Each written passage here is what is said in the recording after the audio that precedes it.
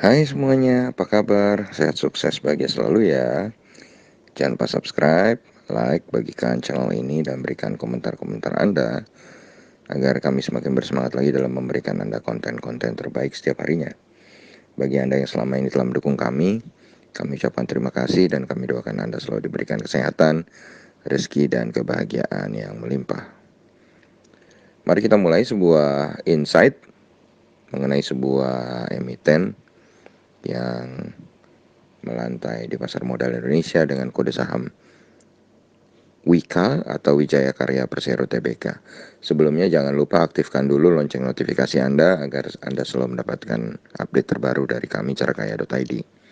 Dan perlu kami tegaskan, ini bukanlah sebuah ajakan untuk membeli ataupun menjual saham Wika. Ini hanyalah untuk menambah pengetahuan kita mengenai emiten yang melantai di pasar modal Indonesia. Dan Wijaya Karya Persero Tbk atau Wika didirikan tanggal 29 Maret 1961 dengan nama perusahaan negara Wijaya Karya dan mulai beroperasi secara komersial pada tahun 1961. Kantor pusat Wika beralamat di Jalan DI Panjaitan, Kafling 9, Jakarta Timur dengan lokasi kegiatan utama di seluruh Indonesia dan luar negeri. Berdasarkan peraturan pemerintah nomor 64, perusahaan bangunan bekas milik Belanda yang bernama Namluis Vennootschap Technisch Handelsmaatschap en Beroepsgroep yang telah dikenakan nasionalisasi dilebur ke dalam PN Wijaya Karya. Pada tanggal 22 Juli tahun 1971, PN Wijaya Karya dinyatakan bubar dan dialihkan bentuknya menjadi perusahaan perseroan. Selanjutnya tanggal 20 Desember 1972, perusahaan ini dinamakan PT Wijaya Karya. Dan Wika atau Wijaya Karya juga memiliki anak usaha yang melantai di pasar modal Indonesia, yaitu Wijaya Karya Beton atau Weton, dan yang satu lagi adalah Wijaya Karya Bangunan Gedung atau WG. Dan kalau kita lihat dari anggaran dasarnya, maka maksud dan tujuan Wika adalah berusaha dalam bidang industri konstruksi, industri fabrikasi, industri konversi, jasa penyewaan, jasa keagenan, investasi, agroindustri, energi terbarukan, energi konversi, perdagangan, engineering, procurement, construction, pengelolaan kawasan, layanan peningkatan kemampuan di bidang jasa konstruksi, teknologi informasi, jasa engineering, dan perencanaan. Dan Wika sendiri, selain memiliki Wijaya Karya Beton atau Weton yang bergerak di bidang industri beton, dan Wijaya Karya Bangunan Gedung yang di bidang konstruksi properti yang tadi sudah melantai pasar modal Indonesia, Wika juga mempunyai anak usaha lainnya yaitu Wijaya Karya Realty yang bergerak di bidang real estate, kemudian Wijaya Karya Industri dan Konstruksi yang bergerak di bidang konstruksi industri, kemudian Wijaya Karya Rekayasa Konstruksi yang bergerak di bidang konstruksi listrik, dan Wijaya Karya Bitumen yang bergerak di bidang pertambangan aspal. Dan kalau kita lihat sahamnya sendiri, saham Wika saat ini diperdagangkan dengan harga terakhir adalah 1980 dengan total transaksi 172 miliar dan market capital atau nilai pasar 17,76 triliun. Dan Wijaya Karya sendiri sebenarnya sudah melantai cukup lama, bahkan yang paling lama di antara perusahaan-perusahaan konstruksi lainnya sejak 29 Oktober 2007 dengan pemilik saham terbesarnya 65,049% adalah negara Republik Indonesia dan masyarakat memiliki 34,939%.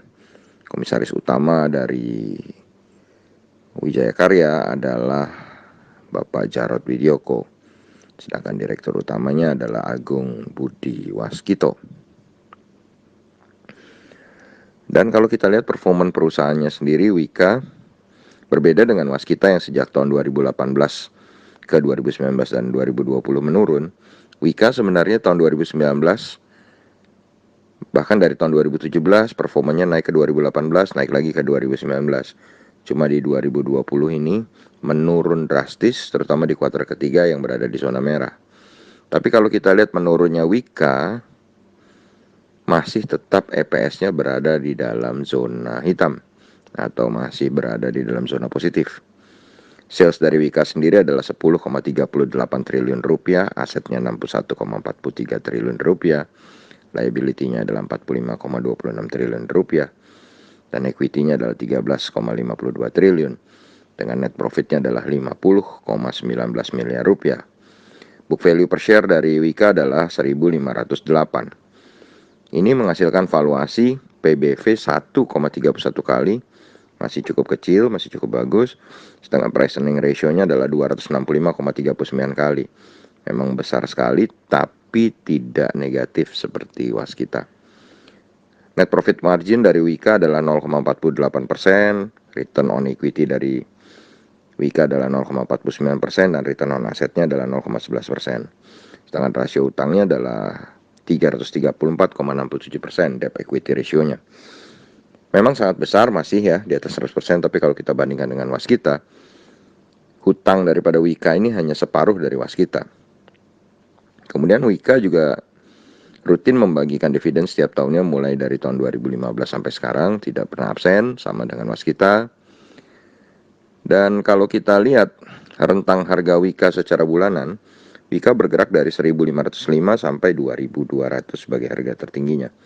Ini membuat harga Wika sudah di atas mid channel atau daerah pertengahannya untuk harga bulanannya. Sedangkan harga tertinggi tahunannya atau dari awal tahun year to date adalah 2.200 juga. Dan harga tertinggi Wika selama 5 tahun terakhir adalah 3.009. Dan kalau kita lihat investor asing memang masih melakukan net foreign sale di Wika sebesar 44 miliar dalam 1 bulan terakhir.